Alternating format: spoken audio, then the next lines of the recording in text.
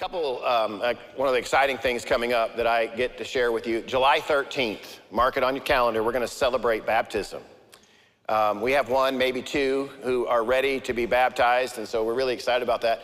But maybe you're in the room and you've just been waiting for me to announce it again. And I just wanna tell you, we have plenty of room, plenty of water, and we will baptize you. And so if that's you and you're like, you know what, this announcement came at just the right time, I've been sensing it in my life, I need to take this next step. If you just mark it on the Connect card and drop it in the boxes, on the back of the wall there on your way out, we will be in contact with you and help you with that process. James chapter 1, pick it up right where we left off. How many of you enjoyed reading James this week? Good, several of you. I'm glad. We got 25% of you, that's good. I'm just kidding, okay? It's gonna be one of those days. Verses 12 through 18, here we go. God blesses those who patiently endure testing and temptation. Afterward, they'll receive the crown of life that God has promised to those who love him. And remember, when you're being tempted, do not say, God is tempting me. God is never tempted to do wrong.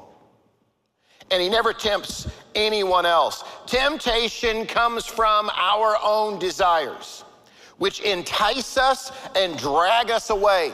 These desires give birth to sinful actions, and when sin is allowed to grow, it gives birth to death. So don't be misled, my dear brothers and sisters. Whatever is good and perfect is a gift coming down to us from God our Father, who created all the lights in the heavens. He never changes or casts a shifting shadow.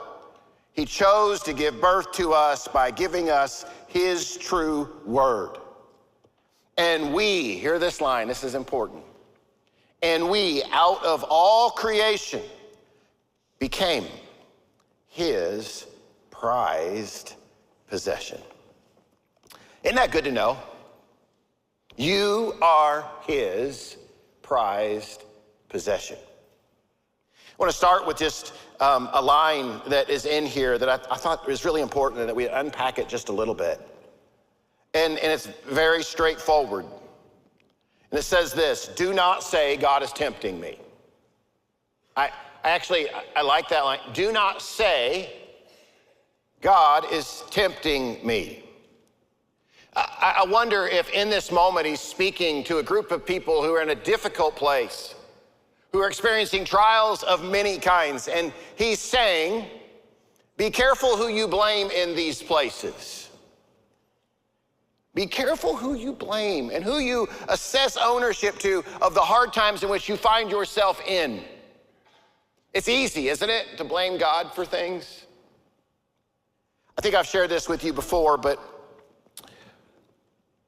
my wife, Rachel, she's very detailed.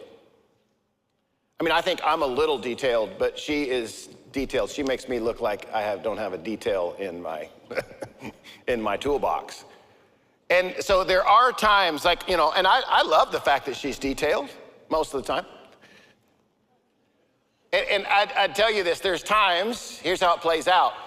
There are times, you've heard me say this before, there are times when I blame Rachel for things. And it looks like this, and I think many of you do this too.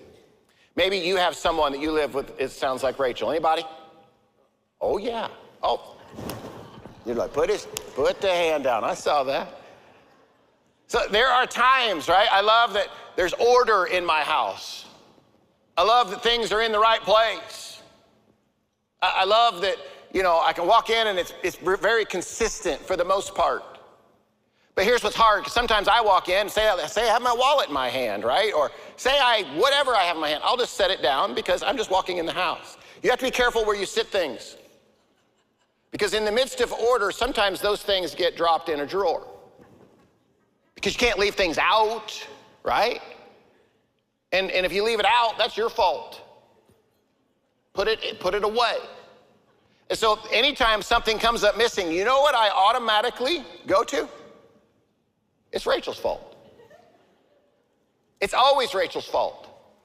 Because probably what happened is I left it out and then she put it away, but she doesn't put it away where it goes. She puts it away where it is most near. If I want to find things, I just have to retrace her steps.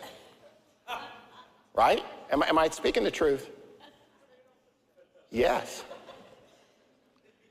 And here's what I'll say. There are times in which I'll say, hey, Rachel, I can't find my shoes. And she'll say, well, how would I know where your shoes are? And I think, well, you probably do know where my shoes are. I don't say it out loud.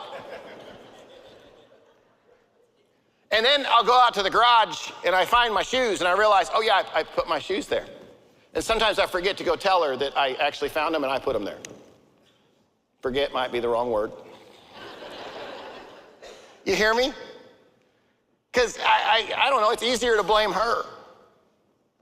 We need someone to blame, don't we? When things don't go right. It says this, and remember when you're being tempted, do not say God has tempted me. God is never tempted to do wrong, and he never tempts anyone else. God does not, listen, God does allow us to be tested, but God doesn't tempt us. This is important. God's tests strengthen us. Temptation is meant to weaken us. And God never wants to see us stumble. I mean, what kind of God would it be if we're like, oh yeah, God's always trying to trip us, right? Oh, he set us up for that one. What kind of God is that? I saw a quote. It says, God can test us to strengthen our faith, but God never seeks to induce sin to destroy our faith. It's a picture of a God who says, I can work with a broken and complicated world to bring about a more Christ-like version of you. I will work in all hard things to bring about a more complete you, a more Christ-like you. My son, a while back, had a complicated job. He was selling cars, and it was complicated. He was learning a lot, and he would come home at night, and I'm telling you, I'd never seen him like that. He'd walk in the door, and it looked like he'd been pulling his hair. He looked stressed, and he would sometimes just collapse on the couch. And in fact, there were many nights when he'd be like, Dad, I don't want to go back. Do you remember that? It was rough. And it was hard. I mean, oftentimes he looked like he got beat up at work. And sometimes you kind of did. But man, I'll tell you, I look back at that and I feel kind of bad saying this, but I actually liked that time in your life. Not that I want my son to be beat up, not that I'm like, yeah, it's a school of hard knocks, go get him. I'm not talking about that. I actually, though, I look back and I cherish that time in his life. And do you know why? Because he would come in the door and he would sit on the couch and he'd begin to unfold his day and he'd ask questions. He was actually learning all kinds of leadership principles, and we'd talk about them. We'd strategize for the next day. We connected probably more in that season of his life than we ever had before. Would you agree? It was good. And I watched the things that God was shaping in him and doing in our relationship. And I have a feeling that God looks at us the same way. I don't think he ever goes, oh man, I like this train wreck that's happening in Jack's life. This is good. But I do think he says, in the midst of the train wreck in Jack's life, I'm gonna make the most of this. I'm gonna slide in and I'm gonna be present and we're gonna grow, Jack. We're gonna grow in this difficult space. And in fact, we may look back and say, as much as that was a train wreck in life, that was the place where I grew significantly with the Lord and significantly with people around me. See, I think it's this picture of a complicated world, but a loving God that works in the midst of it. A heavenly Father who loves his kids, who loves his sons and daughters and says, I enter the hard mess. I enter it with you, that you would talk to me, that we would engage, and I could shape your heart in the midst of it and that we would be closer. I love that picture. For you know that when your faith is tested, your endurance has a chance to grow. So let it grow, for when your endurance is fully developed, you'll be perfect and complete, needing nothing. Isn't that a powerful line from last week? You know, it was very interesting when you think about temptation and where it comes from. In Genesis 3:6, it says, when the woman saw that the fruit of the tree was good for food and, catch this line, pleasing to the eye, and also, catch this word, desirable for gaining wisdom, she took some and ate it. She also gave some to her husband who was with her, and he ate it. The fall of mankind began when the enemy used the lure of desire. When he took what was good and he just distorted and twisted it a little to bring about something else.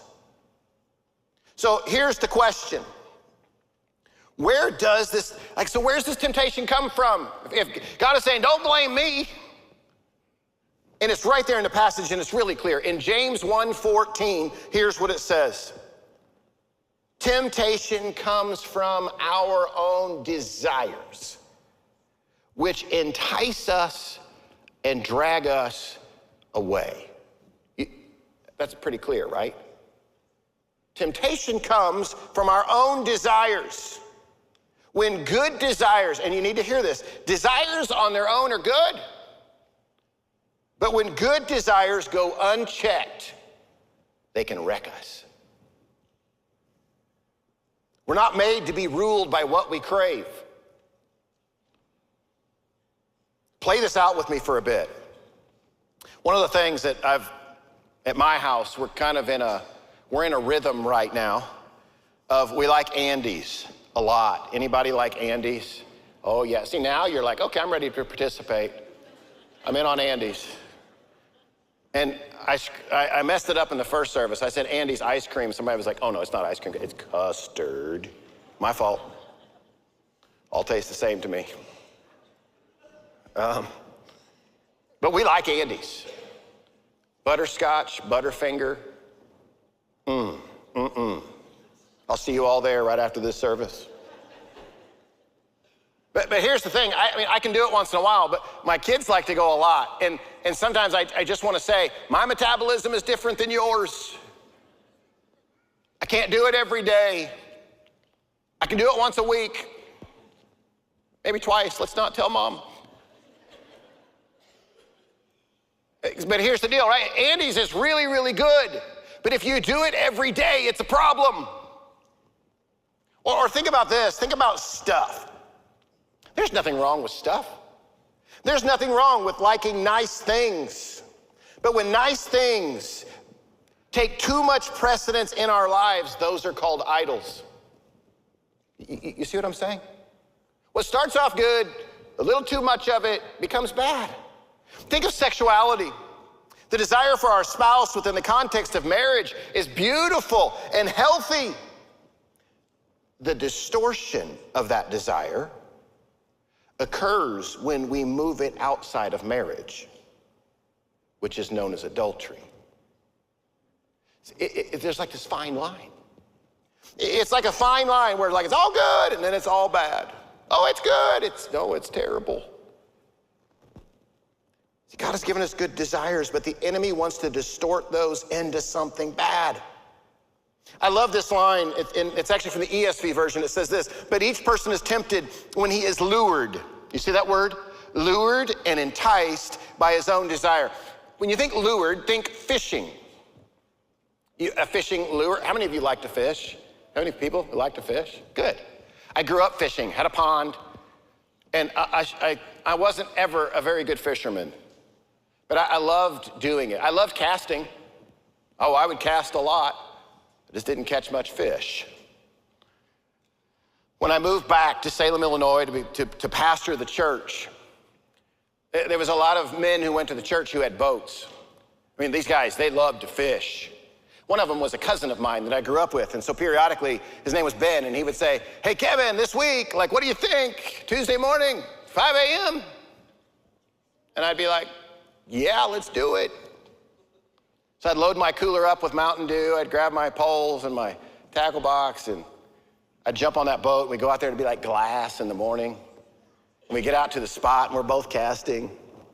I mean, he's catching fish and I just cast. And then I pause and set it down and I drink a Mountain Dew. And I cast. He keeps catching fish. And, you know, I mean, I'm looking at my tackle box and I'm like, man, which one looks pretty? Should I go yellow today?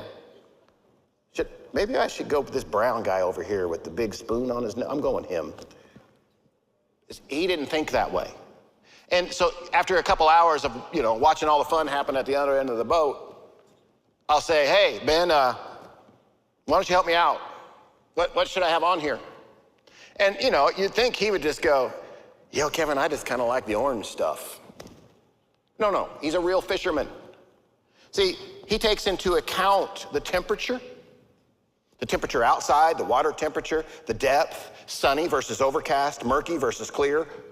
And then he'll say, oh, Kevin, today's the day for that dark red crawdad. You got to put that crawdad on. And then, you know, it's kind of the temperature, like it's pretty hot, they're going to be deep. So you got to drag it across the bottom, but drag it slow. And he'd tell me what to do, and I'd toss it out there and drag it. Bam, fish, right? Amazing. Because he knows how to lure them. He knows where they are. He knows where they're living. He knows what they want to eat. He knows what they can see. Now, I want to be careful not to give too much credit, but hear me. The enemy knows how to lure you in. The enemy knows how to lure you in. I think I've shared this with you before. I love sweet tea. It's not great for me. And can I tell you something? Every time I drive past a Chick-fil-A or McAllister's, it calls my name. And even times I'm like, I'm just gonna get a chicken sandwich. I'll get the water today. I don't think that's ever happened. I say it. When I pull through, I just can't do it. I can smell it, I can taste it. So I'm like, whoa, sweet tea. Anybody, you with me? McAllister's has this thing now, you can actually get a membership. You can get a sweet tea every day. It's a good thing there's not one close. So I'm telling you, if I'm trying to back off sweet tea, I cannot go those places. If I'm trying to go to bed early, do not start channel surfing at 10 p.m. If I'm struggling with spending, stay off of Amazon. Anybody, are you elbowing your spouse? If I'm struggling with my eyes, do not go to the beach. See, this is Straight Talk Sundays. The enemy knows how to lure you in. And can I tell you this? When he lures you in and you bite, sometimes I wonder, right, when I was fishing and they're thinking it's so good, right? That big old bass comes up, wow, hammers that thing, to all of a sudden go, that hurt. And then what happens? I drag him across the bottom of the lake, right? I rip him in the boat. And I think he's looking at me like, that is not what I thought it was. And I take it out, and you know, he's got a hole in his little, you know, mouth right here, and I throw him back in. But here's how it works. For all of us, sin will always take you deeper than you thought. Sin will always drag you across the bottom of the lake. Sin will always leave scars. Sin always looks good until you actually get a hold of it. Sin will tell you this is going to be great, you're going to flourish. But sin, even according to this passage, when it grows, will not lead to life, will always lead to death. That's what the passage says. It's the truth. Do not be deceived. See, what tempts you will trap you in all kinds of ways. These desires give birth to sinful actions, and when sin is allowed to grow, you see that? When sin is allowed to grow, it gives birth to death. Most folks, when they make terrible decisions, when they make sinful decisions, it's not like it's just like one big decision. It's usually a series of small decisions. It was where the desire gave birth to sin, and then sin was allowed to grow, which always has the same ending, which is death. And can I tell you this? The enemy usually doesn't work by just telling you to go jump off the cliff. It'd be nice if that was the case, because you'd go, I'm not jumping off the cliff. Nice try. No, the enemy always works like this, says, move a little closer just to get a good view. Or the enemy would say, hey, all those warning signs, I mean, that's for most people, but that's not for you. You're strong enough, you can do this. What does give birth to death mean?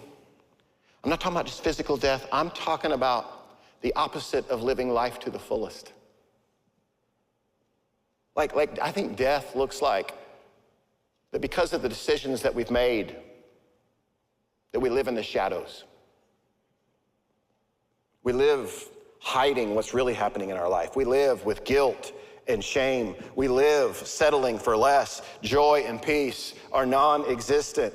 Our relationships struggle. One of the greatest effects of sin is not that God loves us any less, but that we see God differently. This is important. See, in the midst of the deepest sin, God doesn't see you any differently. You're still his prized possession. But in the midst of your deepest sin, you see him very differently. You know, at times when Rachel and I disagree, oh yeah, we do. I know that may surprise you. We're human, right? We all do. When Rachel and I disagree, it's interesting, right? Because sometimes, like both of you tend to move apart. No one has said to the other, hey, we disagree because, you said I put the shoes there and then you did find the shoes and then you didn't apologize for blaming me, right? Just hypothetically. But here's what I want you to hear. See, we instinctively begin to say, oh, they probably don't want to be around me. We instinctively tend to move away, not closer to. We distance ourselves. See, we perceive God through guilt and shame. We conceal ourselves. Go back to the very beginning. Go back to the garden. What did they do after they sinned? They covered themselves with fig leaves. They were hiding. They were full of shame. They were like, no, now you see me in all my mess. Like, I'm hiding. Can you picture it? The enemy does not want you to thrive. The enemy is not encouraging you to fully embrace the fullness of life. And oftentimes, temptation is so subtle. I was looking up, think about it this way.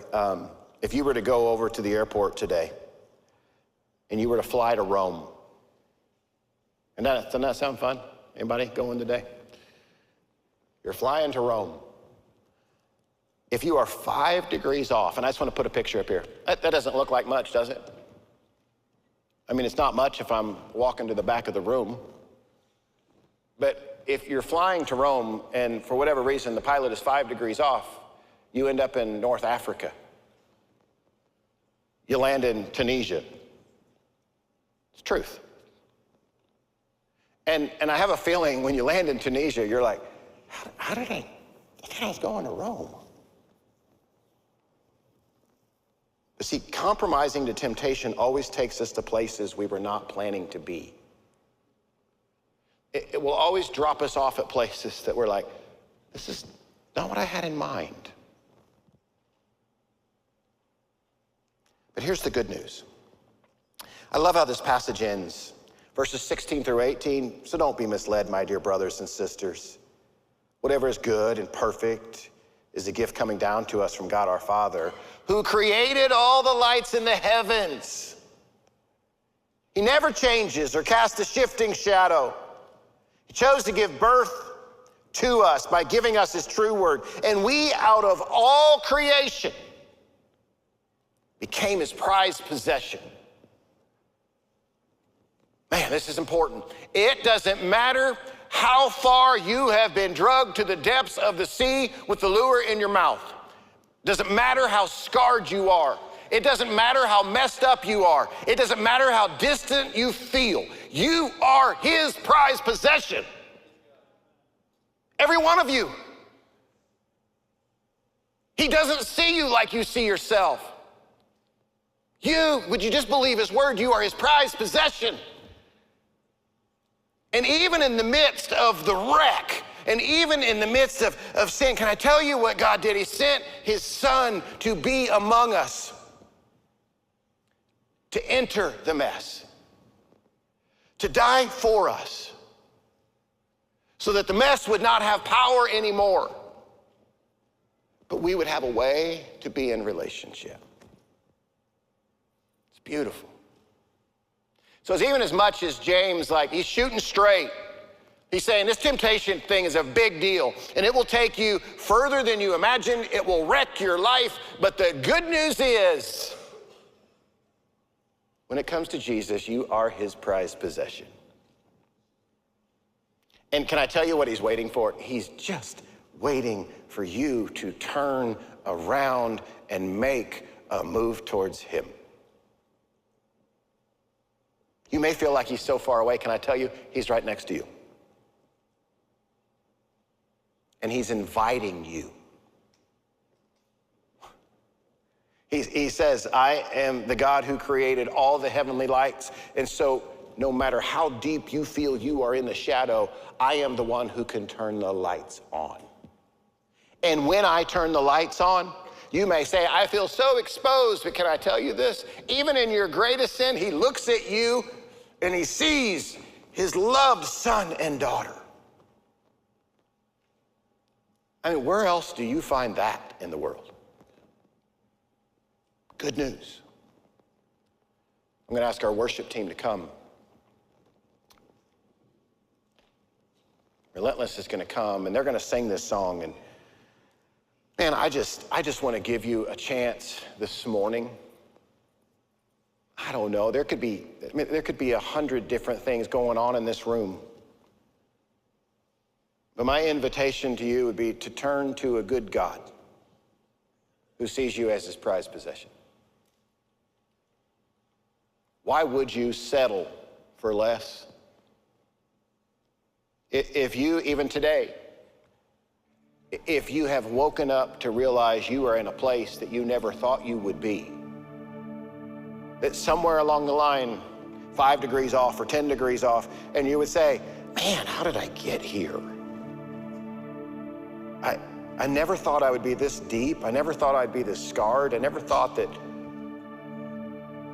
I just want to tell you, there is a way out. His name is Jesus.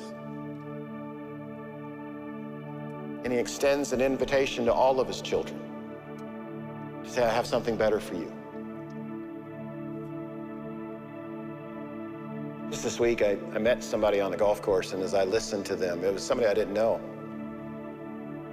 And I listened and I watched some of the things they were doing and some of the things they were saying, and I just thought, oh man, there is such a better way to live. You've settled for something so much less.